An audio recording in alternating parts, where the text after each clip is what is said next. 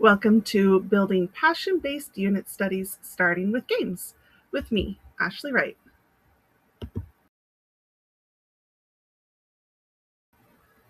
I have two kids born in 2013 and 2015, and I decided to homeschool before I even got pregnant when I was working on my master's in education.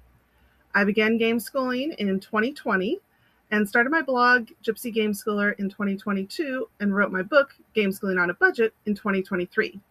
I have 4 unit studies for sale and have made countless more for my kids.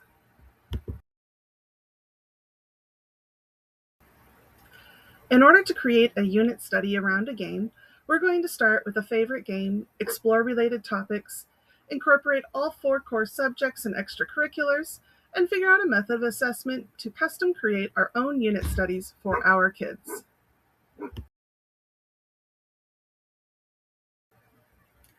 The top 3 benefits of creating a unit study around a game include the educational experience can be custom tailored to our own children rather than someone else's. Our kids can learn more in an interconnected way. The world isn't divided up into subjects. After all, why should our learning be? And kids respond really well to fun.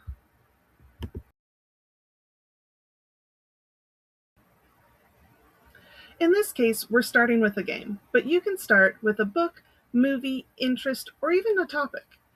Let's start building an example based on Ticket to Ride.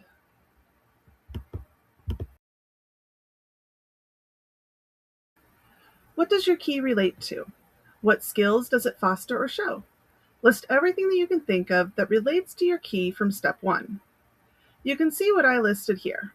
This doesn't have to be a comprehensive list, and you don't have to end up using everything on the list. It's merely to get some ideas flowing. You can also come back later and fill in more as you think about them.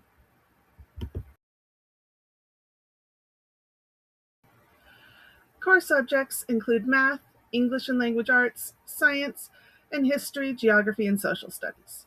We'll cover these one at a time. I find math to be the most difficult to work into most unit studies, but the easiest to cover with games, especially elementary math.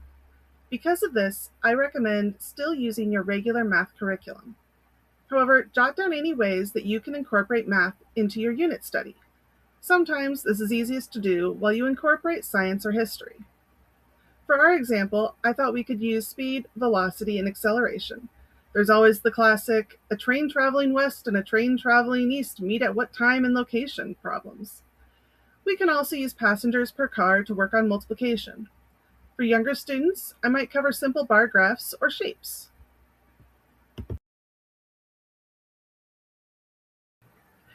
English and language arts is one of the easiest subjects to incorporate. I try to incorporate a variety of book levels and genres, such as picture books, easy readers, short chapter books, nonfiction, graphic novels, and more advanced books as your kids are ready for them. List the books you can incorporate into your unit study here. I like to have several books for my kids to explore on their own, and 1 or 2 we explore as a family. You can read these books to your kids or use audiobooks. Make sure to include books both above your kids' level and below. Easier books help build fluency and confidence, and your kids are more likely to understand what they read. Reading more advanced books to your kids helps them work on comprehension and higher level thinking. If your kids are not yet confident writers, they can tell you a story. Dictation is a great way to introduce young kids to storytelling without them having to worry about actually writing. Use this space to write out some prompts for your kids to choose from. Try to include a few different creative writing prompts and a few different expository or persuasive writing prompts. Finally, there may be some other aspects of English and language arts you want to include. These might be literary devices, spelling words, or aspects of grammar. They should be included in the book you read to or with your kids, as well as their writing assignments.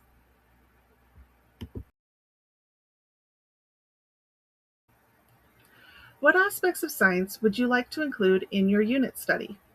Often, I find more related science topics to cover as I go.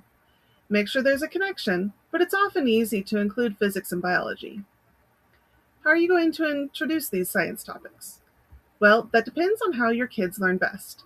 My kids learn really well with books and videos, but adding in an experiment is always fun and often leads to better learning. Documentaries are often great sources of information. My family used to use CuriosityStream, but the History Channel is reliable too. There are also many excellent YouTube channels full of reliable information. Your local library is a great source of excellent books, and if you need help locating any, librarians are usually happy to help. Finally, a local science museum might have an applicable exhibit you can explore with your kids, or even extra related materials online. Most likely, you'll see some overlap between different subjects. That's okay. You also may have more or fewer resources you want to include.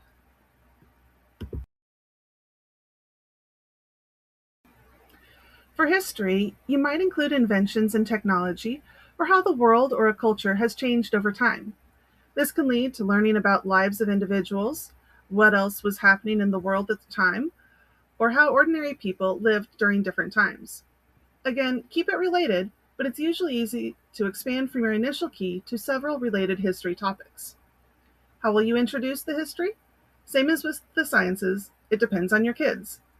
Books, documentaries, YouTube channels, museums, reenactments, even artwork or music can be great ways to explore history, although we'll get more into these in step 4.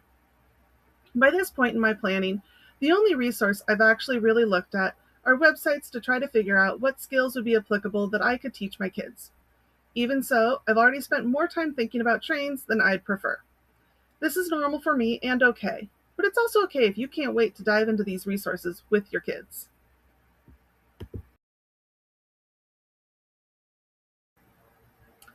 For geography, what countries, states, cities, or other places are related to your key, as well as the history and science that you have already covered. Find them on a globe, map, Google Maps, Google Earth, or if possible, you can physically go to them. For cultures and social studies, what are the cultures like of the times and places you have studied? Culture is composed of language, clothes, food, music, religion, and many more aspects, so there are lots of ways you can expand this. My goal is always to expose my kids to a wide array of cultures so they can be tolerant, accepting individuals. Your goals may vary from mine, but you can use your goals to inform how you help your kids explore these other cultures. Again, you're likely to see a lot of overlap. For example, you probably only have one train museum in your general area. I included different resources on each slide just to give you a nice variety.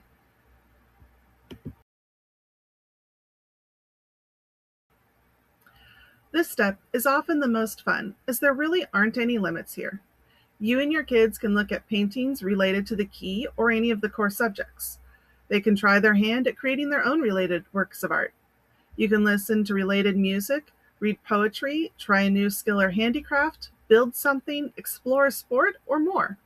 As long as it can relate in some way to what you have already covered in your unit study, it's fair game. Under resources here, I included songs about trains, but you can include music under arts. One of my favorite activities is to incorporate listening to something, music, poetry, or a story, with creating something, dance, a picture, or fiber arts.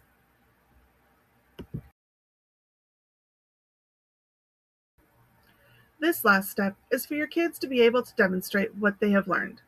If they have written up a science experiment or responded to one of the writing prompts you provided for them, that counts. They can draw or paint a picture, write a song or poem, create a diorama or model, or give a presentation. Anything they can create counts. To be honest, I usually don't worry about this step. My family has tons of conversations about what we're learning. However, if you need to submit a portfolio to follow your local laws, this can be an important part of your unit study. Pro tip: take a picture of a visual or physical creation for your portfolio. Throughout all 5 steps, don't be afraid to involve your kids. They might have some great ideas of how or what they want to learn or do to demonstrate their learning. And people are almost always more willing to participate in something they helped create.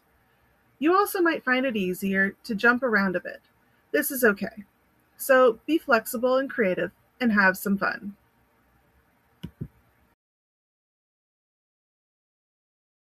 So remember, your first step to getting started is to choose your key.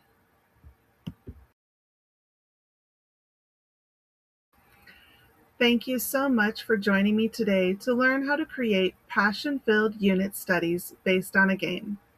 You can find me online at gypsygameschooler.com, where I have reviews of board, card, dice, and video games.